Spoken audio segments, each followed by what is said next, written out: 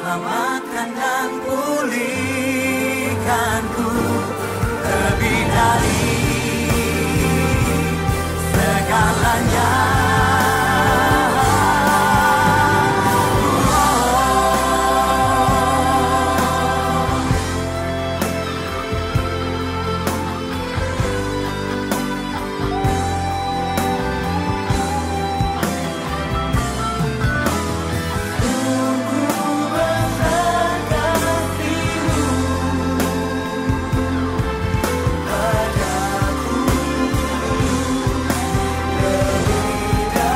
Sama-sama terlalu besar kasih-Mu, pengorbanan yang Kau berikan bagiku. Terlalu mahal darah-Mu Yesus, tercurah untuk menebus hidupku.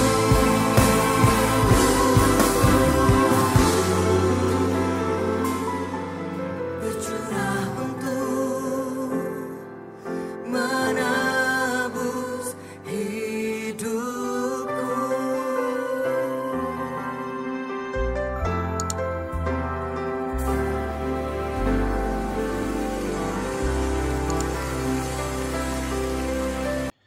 Shalom adik-adik, apa kabar? Kak Charles berharap kalian semua dalam keadaan sehat selalu dan terus semangat untuk memuji dan memuliakan nama Tuhan.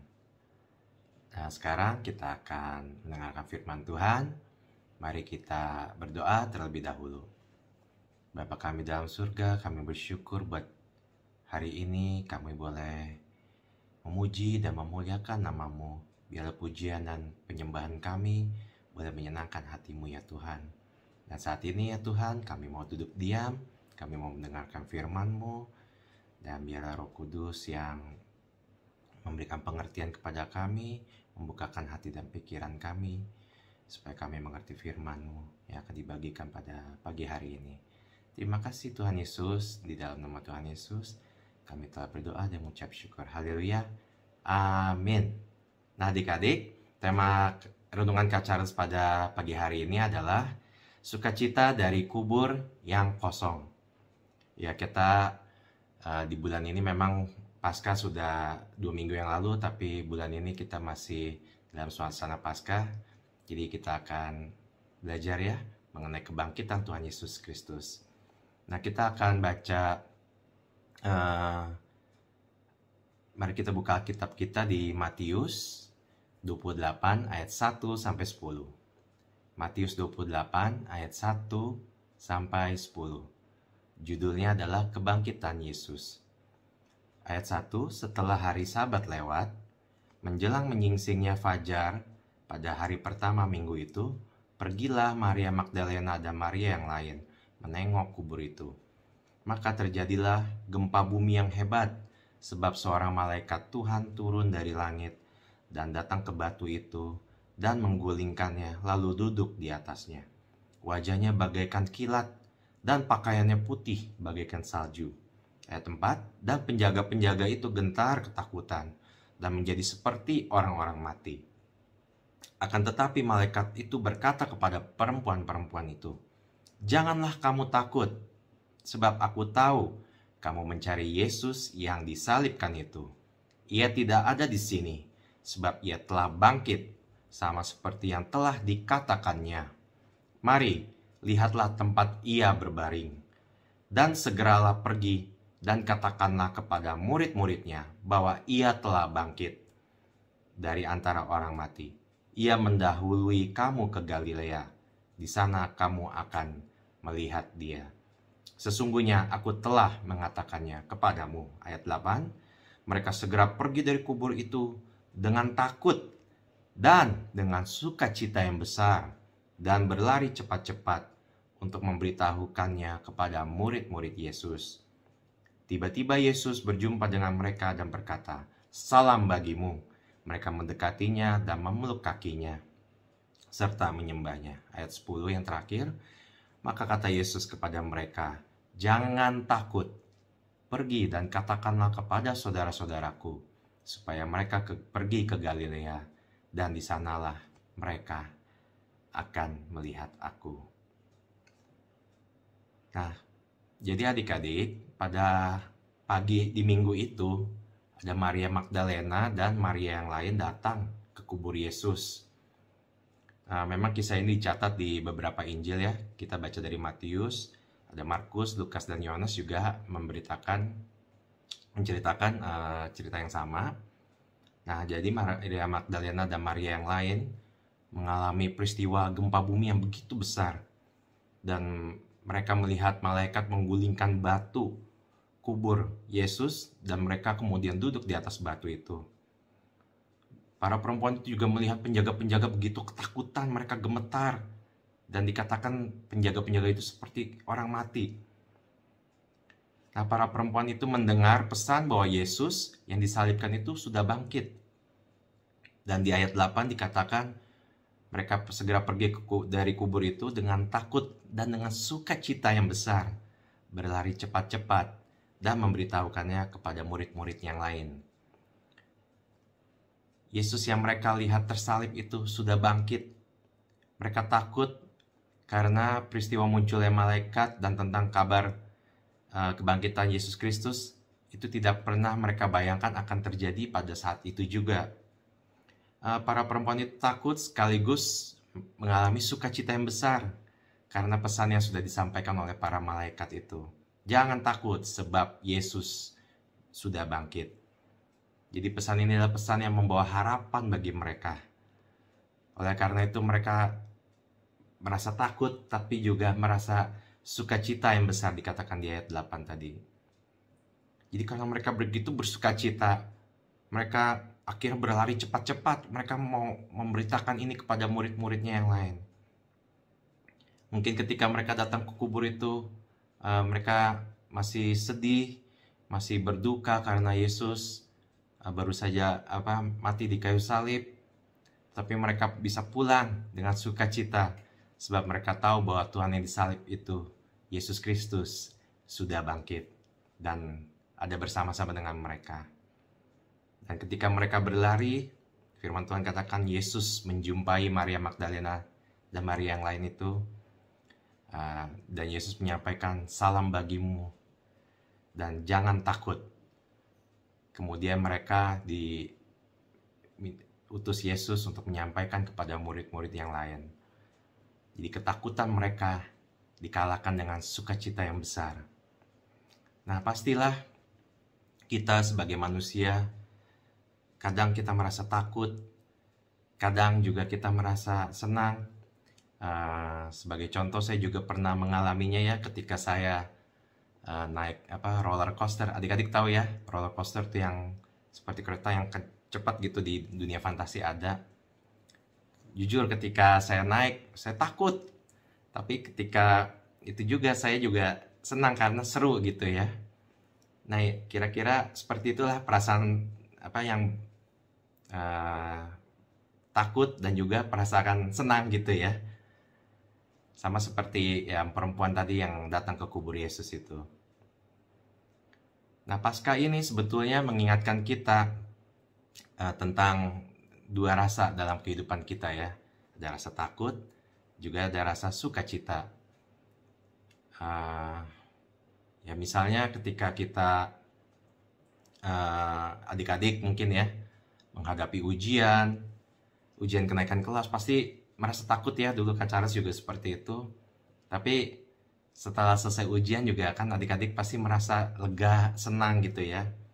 Nah, mungkin ketika pindah ke rumah baru kita merasa takut pada suasana yang baru, apakah kita bisa betah. Tetapi di satu sisi juga kita senang karena ada suasana yang baru.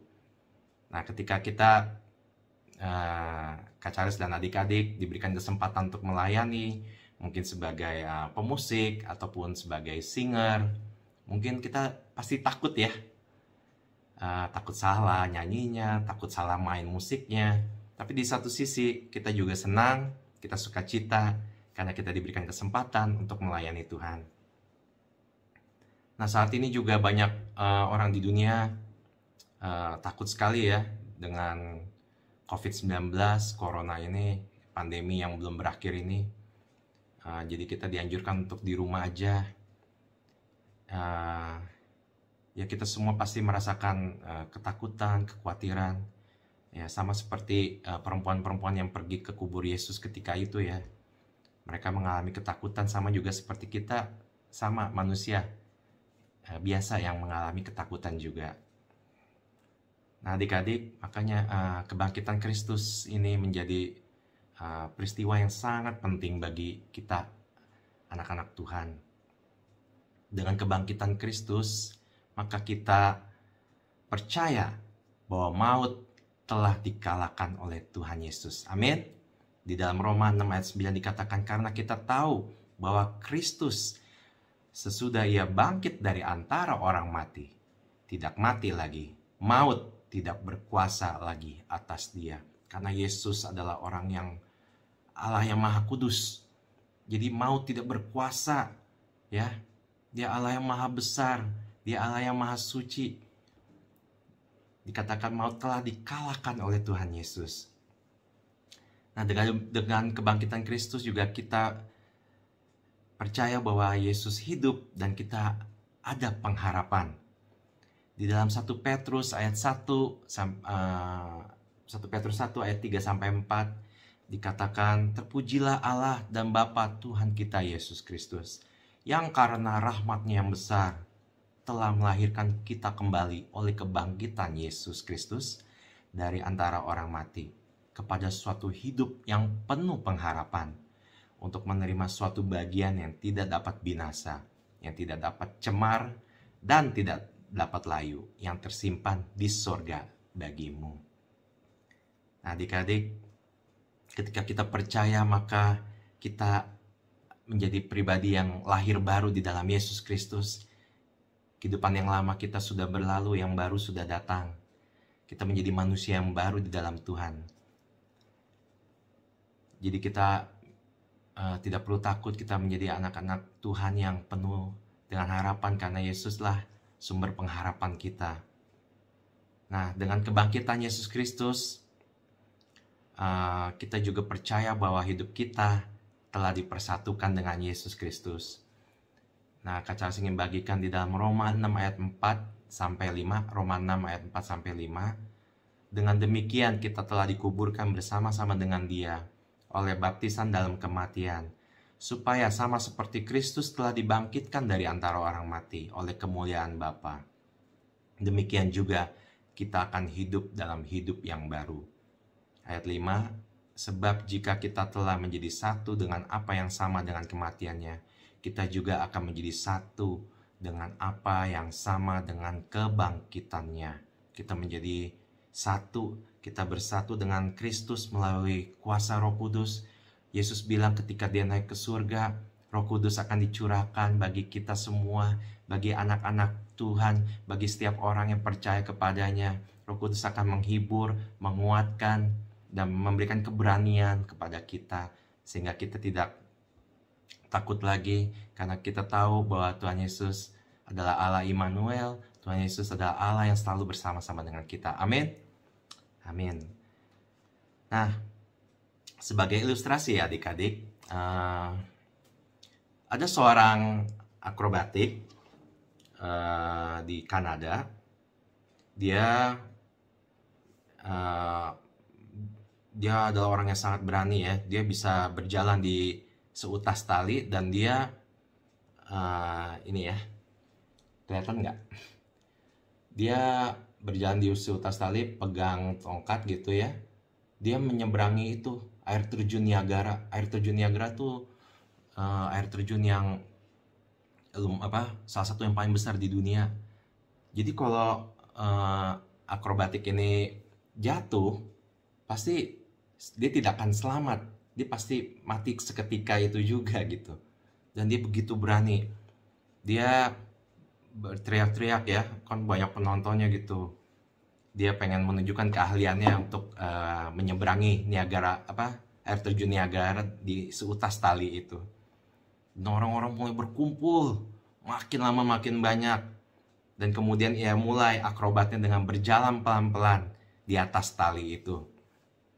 Penonton tuh sampai menahan nafasnya ketika melihat akrobatik itu mulai berjalan pelan-pelan di atas tali itu menyeberangi air terjun Niagara.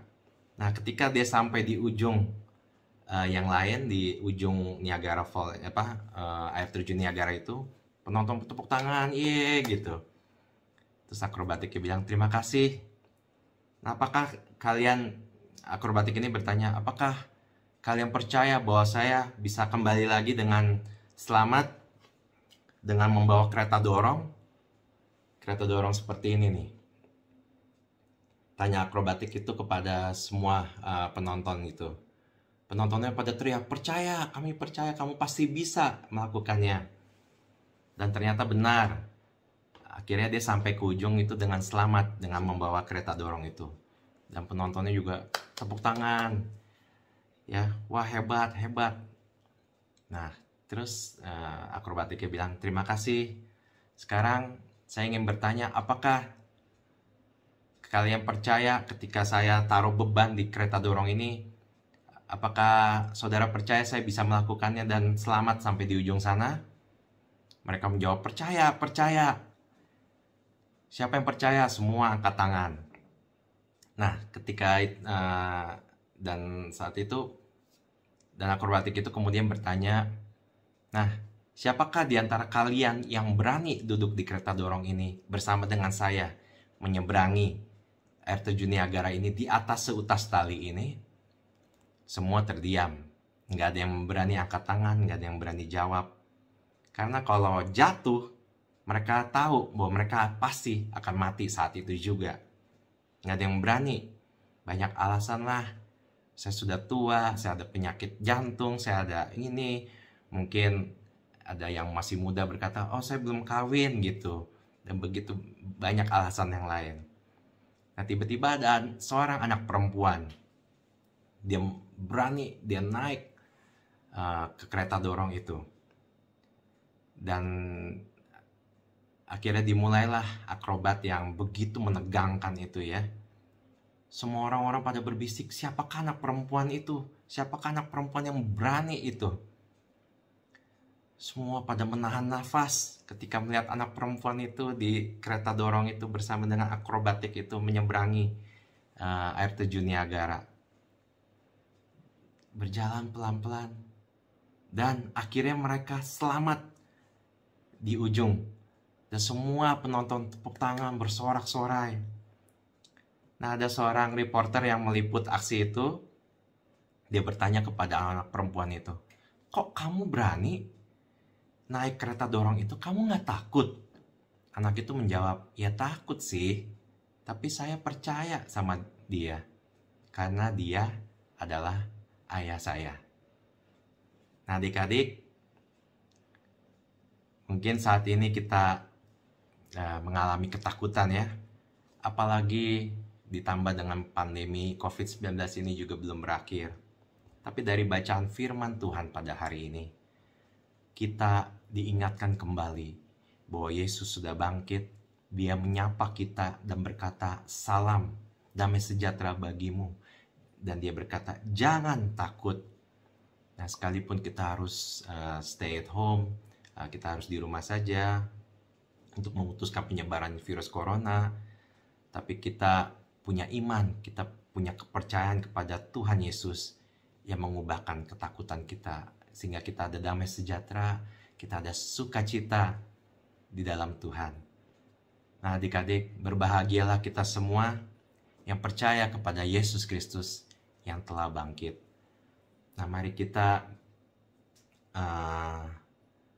merayakan Paskah, kita bagikan kabar baik ini kepada orang-orang, dan juga supaya orang bisa melihat dan percaya bahwa Tuhan Yesus sudah bangkit, bahwa dia adalah Yesus yang hidup, dan dia adalah Yesus Allah Immanuel yang menyertai kita dan memberkati kita selalu.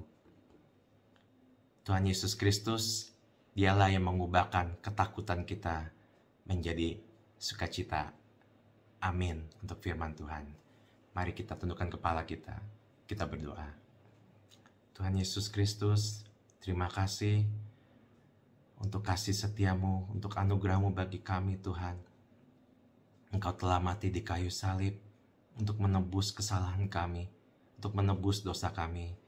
Tetapi kami yakin dan percaya bahwa Engkau telah bangkit dan Engkau sudah mengalahkan maut, dan Engkau mencurahkan Roh Kudus bagi kami, sehingga kami boleh hidup tidak di dalam ketakutan, tetapi di dalam sukacita yang besar, karena Engkau adalah Allah Immanuel yang selalu bersama-sama dengan kami.